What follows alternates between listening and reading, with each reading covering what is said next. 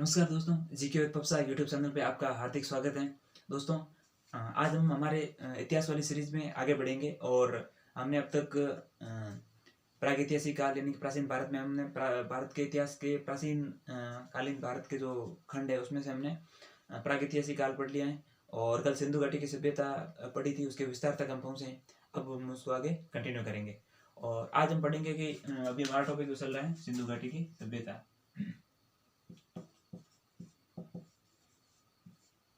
सिंधु घाटी सभ्यता IVC Indus valley civilisation हमारा टॉपिक चल रहा है। इसमें हमने इसके विस्तार के बारे में पढ़ा था और अब हम इसके आगे कंटिन्यू करेंगे।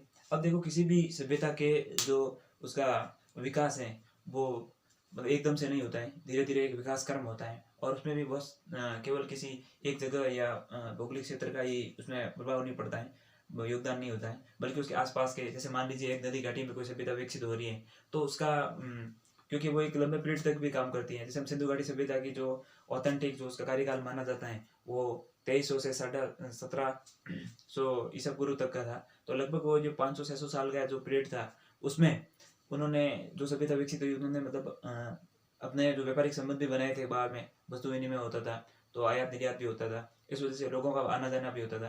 तो वो हो सकता है जैसे सिंधु सभ्यता की बात करेंगे तो वो मेसोपोटामिया के साथ भी व्यापार करते थे, चीन के साथ भी, मिस्र के साथ भी। तो इनका ये पूरा एक सभ्यता को विकसित होने में बाहर की जनजातियों का भी योगदान रहता था। अब यह माना जाता है कि 4 प्रकार की जो जनजातियां थी सिंधु घाटी सभ्यता में, उनका यह योगदान पूर्ण रूप से रहा।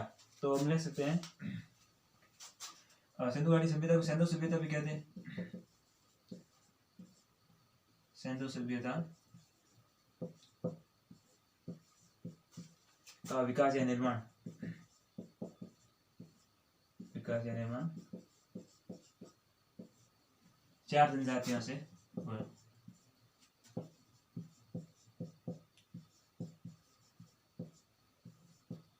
जनजातियों से हुआ।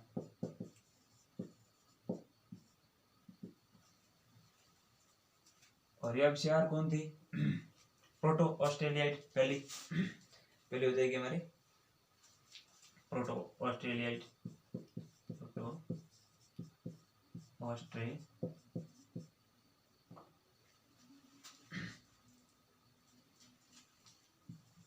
ऑस्ट्रेलियाइट।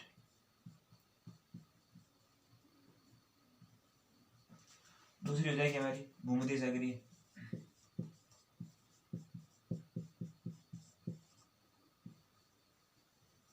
इनको द्रविड़ भी कहा जाता है। और सिंधु कालीन या सिंधु घाटी सभ्यता में सबसे बड़ा योगदान इस जनजाति का रहा, तो इसका हम लिख सकते हैं सबसे बड़ा या सबसे ज्यादा योगदान।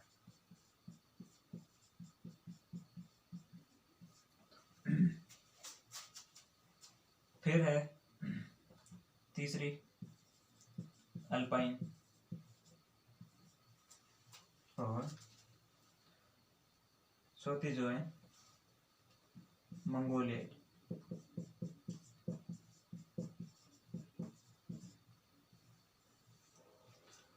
और इसको भी हम एक ट्रिक से याद कर सकते हैं कि भाई प्रभु से हैं, जो प्रभु से अल्प मांगो।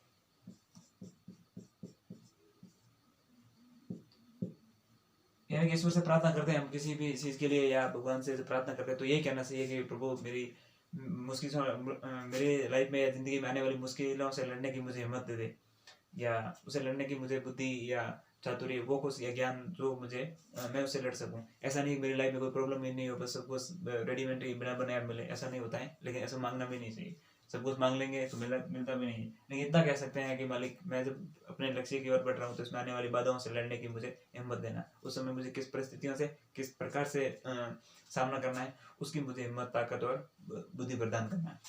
तो प्रभु से हमेशा अल्प मांगना चाहिए। तो ये हमारे हो जाएगा प्र से प्रोटो ऑस्ट्रेलियाइट, और भू से भूमध्य सागरीय, अल्प से अल्पाइन और मांगो से मंगोलियाइट। ये 4 प्रकार की जनजातियां थी जिसकी वजह से ये सिंधु घाटी सभ्यता का विकास हुआ, या उस सिंधु घाटी सभ्यता के पीरियड के दौरान ये 4 जनजातियां का विकास महत्वपूर्ण रहा। सिंधु घाटी सभ्यता के विकास में यह योगदान महत्वपूर्ण रहा। अब हम आगे बढ़ेंगे सिंधु घाटी सभ्यता के स्थल कहाँ पे, कौन कौन से स्थल थे उनके बारे में, क्योंकि प्राय पूछा जा सकता है कि सुरकोतला कहाँ था, कहाँ किस में स्थित है, भारत पाकिस्तान अफगानिस्तान, या ऐसा पूछ सकते हैं, या निम्न से ये स्थान कहाँ स्थित था। तो इस प्रकार सिंधु घाटी सभ्यता से अगर कोई क्वेश्चन बनते हैं तो उसके बारे में पढ़ेंगे। तो यहाँ लिख देंगे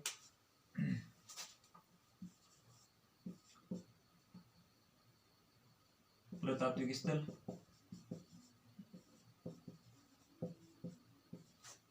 और यहाँ लिख देंगे, या फिर ऐसे नहीं,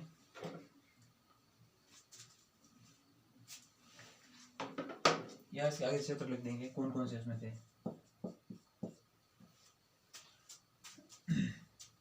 तो अब सबसे पहले पाकिस्तान में ही देख लेंगे, या सबसे कम या उत्तरी, अगर हम सिंधु घाटी सभ्यता की बात करें सबसे उत्तर में अफगानिस्तान होता है। तो अफगानिस्तान में 2 ही सभ्यता स्थल निकले या उनकी खोज हुई है। तो सबसे पहले हम देखते हैं अफगानिस्तान।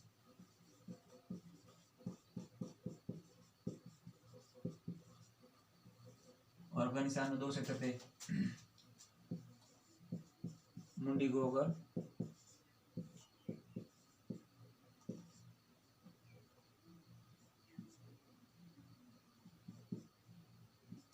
शोर्त गोई भी बोला जाता है इसको, या शोर्त गोई भी बोला जाता है। आसानी से 2 याद हो जाएंगे, मुंडी गोगर, शोर्त गोई, अफगानिस्तान में थे। और ये सिंधु घाटी सभ्यता के सबसे उत्तरतम स्थल भी माने जाते हैं, पुरातत्व स्थल खोजे गए वो माने जाते हैं। फिर हम बात करेंगे यहाँ पे बलूचिस्तान। ये बलूचिस्तान पाकिस्तान में पड़ता है, बलूचिस्तान पाक लिख देंगे, पाकिस्तान। और इसमें जैसे मेहरगढ़,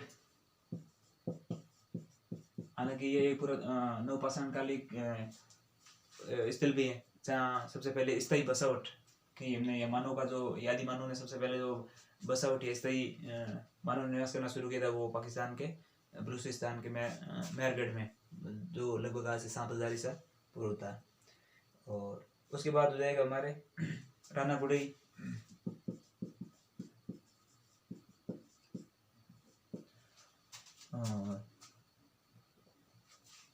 सुतकांगे डोर, यहाँ हम लिख सकते हैं सुतकांगे डोर। एक होता है सुतकोक, वो भी यही था, सुतका कोक, सुतका कोक, ये भी कहाँ, बलूचिस्तान पाकिस्तान में था। और बालाकोट और क्वेटा घाटी, हालांकि इतने बहुत सारे स्थल है, लेकिन इतने प्राय मतलब 2-4 जो खास या इंपॉर्टेंट जो होते हैं वही पूछे जाते हैं। तो हमें इतना ये ध्यान में रखना है, बाकी खूब सारे स्थल है, जितने याद करें अपने काम है। फिर 3 नंबर में हम लिखेंगे सिंध प्रांत पाकिस्तान। ये बलूचिस्तान प्रांत पाकिस्तान था, यहाँ हम लिख देंगे सिंध प्रांत पाक। और इसमें हमारा सबसे पहले हो जाएगा मोहनजोदड़ो।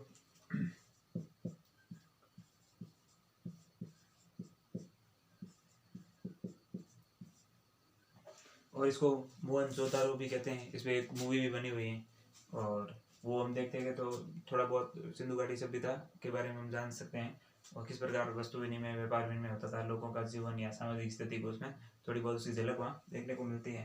हालांकि वो कहते हैं ना, धारावाहिक कभी इतिहास नहीं होता और इतिहास कभी धारावाहिक नहीं बनता, लेकिन हाँ एक थोड़ी बहुत कहते हैं कि साहित्य और सिनेमा हमारे समाज के दर्पण होते हैं, तो उस प्रकार हम उसको देख के महसूस कर सकते हैं कि उस समय कुछ ऐसा जीवन हुआ करता था। और इसके साथ ही और जैसे आमरी है,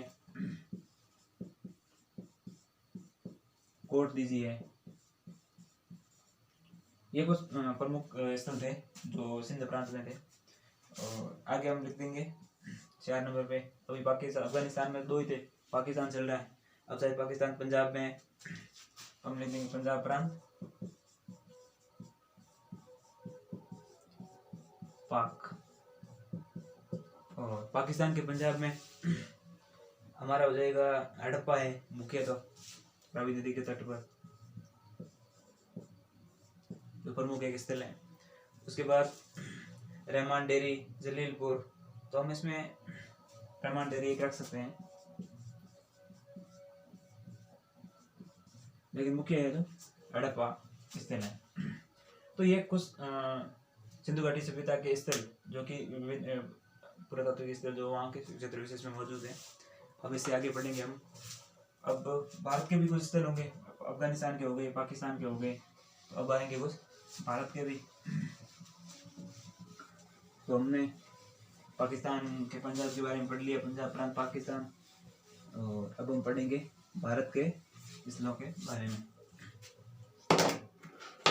तो आगे हो जाएगा हमारा 5 नंबर में पंजाब। पिछली बार 4 नंबर में जो पंजाब था वो पंजाब प्रांत पाकिस्तान था, और ये हो जाएगा भारत का। भारत के पंजाब में जैसे रोपड़ जो मुख्य स्थल है, और दूसरा हो जाएगा संगोल करके एक संगोल है, एक है सक्सियासी और एक बड़ा या बड़ा। ये 4 स्थल है जो पंजाब प्रांत भारत में। और आगे हो जाएगा हमारा हरियाणा में। हरियाणा में हम लिख देंगे राखी गढ़ी, बनवाली। तो राखी गढ़ी हो गया, बनवाली हो गया, या बनावली भी कह सकते हैं इसको, बनावली या बनावली। ये 2 प्रमुख स्थल हैं। वैसे तो बहुत सारे स्थल हैं, लेकिन ये प्रमुख है जो जहाँ से क्वेश्चन करने के या कई बार क्वेश्चन में पूछा जाता है। और फिर हमारा आ जाएगा राजस्थान।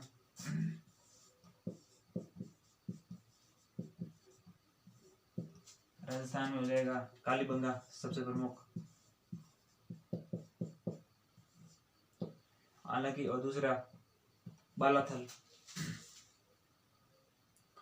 तो एक तो हमारा हो जाएगा कालीबंगा और दूसरा हो जाएगा बालाथल। अब राजस्थान में सिंधु घाटी सभ्यता के केवल 2 स्थल नहीं है, खूब सारे आड़ हैं, वो विभिन्न सभ्यताएं यहाँ पे हैं। तो कालीबंगा और बालाथल हम 2 प्रमुख याद रख सकते हैं। हालांकि वो फिर राजस्थान के जीके में, राजस्थान के इतिहास में वगैरह में जाते हैं हम, तो उसमें हम पढ़ते हैं ये।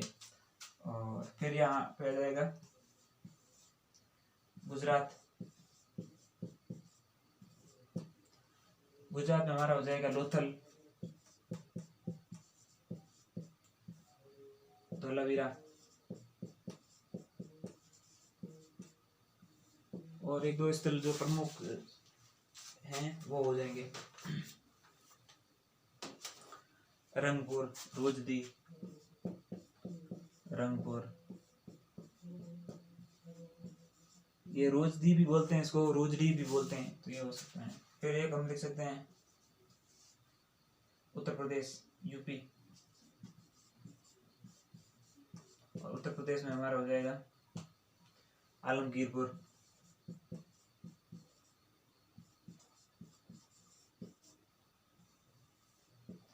और एक आध कोई छोटा और स्थल होगा उत्तर प्रदेश में, बड़गांव या उल्लास। उल्लास हो गया या बड़गांव हो गया।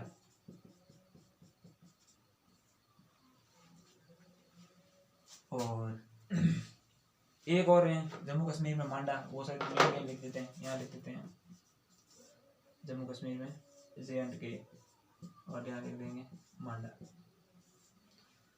तो इस प्रकार हमने आज सिंधु घाटी सभ्यता में ये भी पढ़ा, पुरातात्विक स्थल और उनके किस क्षेत्र में या किस देश में ये अभी वर्तमान में ये विद्यमान है, तो उनके बारे में भी जाना। यहाँ से क्वेश्चन बनता है। और पहले हमने विस्तार पढ़ा था पिछली वीडियो में, इसमें हमने जाना इसकी जनजातियों के बारे में, और कौन से स्थल कहाँ या किस प्रांत में आते हैं, किस देश में स्थित हैं। तो मुख्यतः 3 देशों में फैली हुई सभ्यता है, तो उसके आज क्षेत्र के बारे में पढ़ा। और इसके आगे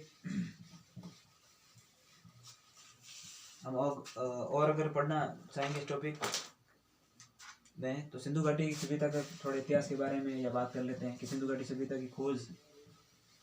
इतिहास तो वैसे हम पढ़ ही रहे हैं, ये हमारा इतिहास है, लेकिन सिंधु घाटी सभ्यता का इतिहास कि ये कैसे प्रकाश में आई है या इसकी खोज किस प्रकार हुई है, सबसे पहले कौन किसने इसके बारे में शुरुआत की है, तो हम ये कह सकते हैं कि सिंधु घाटी सभ्यता का ऐसी के IBC का अतीत या इतिहास, क्योंकि किसी ने तो इसके बारे में जानना या खोज करनी शुरू की, तब जाके पता चला कि हाँ कोई सभ्यता थी कालांतर में। 1826 में सर्वप्रथम चार्ल्स मैसन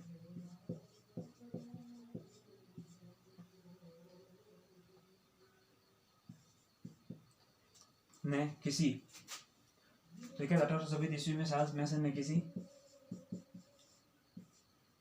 हड़प्पा सभ्यता की खोज के बारे में बताया या उसकी जानकारी दी सर्वप्रथम। या ये कह सकते कि किसी प्राचीन नगर के बारे में बताया और उसका नाम हड़प्पा बताया।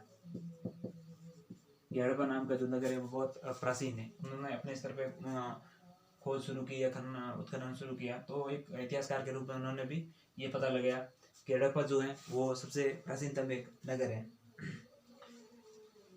फिर 1851 या 1853 में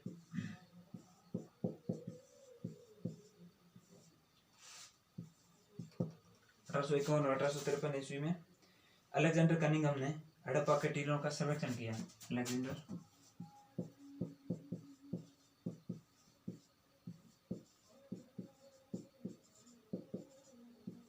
अलेक्जेंडर कनिंघम ने, इसको हम एक कनिंघम भी बोल सकते हैं क्योंकि अलेक्जेंडर बार बार लिखना उससे अच्छा हम ये उसको एक प्रतीक के रूप में पढ़ सकते हैं। तो अलेक्जेंडर कनिंघम ने सर्वप्रथम हड़प्पा के जो टीलों की थी उसका सर्वे किया और पता लगाया कि यहाँ, जैसे अगर उन्होंने हड़प्पा नगर की बात की 1826 ईस्वी में चार्ल्स मैसन ने, फिर कुछ साल बाद ये 27 साल बाद में इनके भी दिमाग में आया कि अच्छा कुछ ऐसा है तो वहाँ सर्वे किया जाए और पता किया जाए कि एक्चुअल में वहाँ कुछ है भी या नहीं। और फिर 1856 में कराची से लाहौर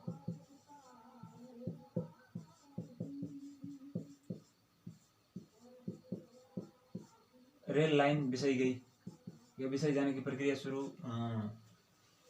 की गई क्योंकि 1853 में लॉर्ड डलहौजी के काल में भारत में रेल लाई गई या रेल का विकास किया गया। मुंबई से ठाणे के बीच में रेल चलाई गई क्योंकि अंग्रेज चाहते थे कि यहाँ से जो कच्चा माल है वो लेके जाए और जो निर्मित माल है ब्रिटेन का वो यहाँ लाके डंप किया जाए, यहाँ पर ये बेचा जाए। तो रेलवे का जो विकास है वो शुरू हुआ और कराची और लाहौर के बीच में रेल लाइन बिछाई गई। तो अब जहाँ कहीं भी कुछ वो रेलवे लाइन के सर्वे किया गया, उसके बाद में रेल लाइन बिछाने के लिए प्रक्रिया शुरू की। तो कहीं पहले सर्वे किया जाता कि यहाँ पे इस प्रकार से रेल लाइन निकाली जाएगी, तो कहीं रेत के टीले थे या उसको हटा के सीधा करके वहाँ से निकाल जाने की प्रक्रिया होती है। तो इसी दौरान उनको एक रेत के टीला बीच में आया तो उसको भी हटाया गया, या जब उसको रेलवे लाइन बनाई जा रही थी तो टीले को हटाया गया या उसको बिखेरा गया तो उनमें से कुछ ईंटें निकली और कुछ पुराने अवशेष मिले। तो उनको भी महसूस हुआ कि यहाँ पे कोई पहले सभ्यता विद्यमान थी। और 1856 में उन्होंने कराची रेलवे लाइन बिछाई जा रही थी तो पहले एक मानचित्र जारी किया गया और उस मानचित्र के माध्यम से ही जब उन्होंने बताया कि रेल यहाँ से निकलेगी और वो जो बीच में आ रहा था रेत का टीला उसको हटाया जाएगा, तो इसी दौरान उन्होंने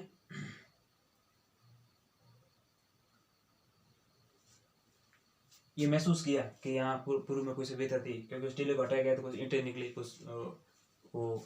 तो इस प्रकार उन्होंने रेलवे लाइन के माध्यम से जानकारी प्राप्त की। और जो हड़प्पा के टीले थे ये रावी नदी के किनारे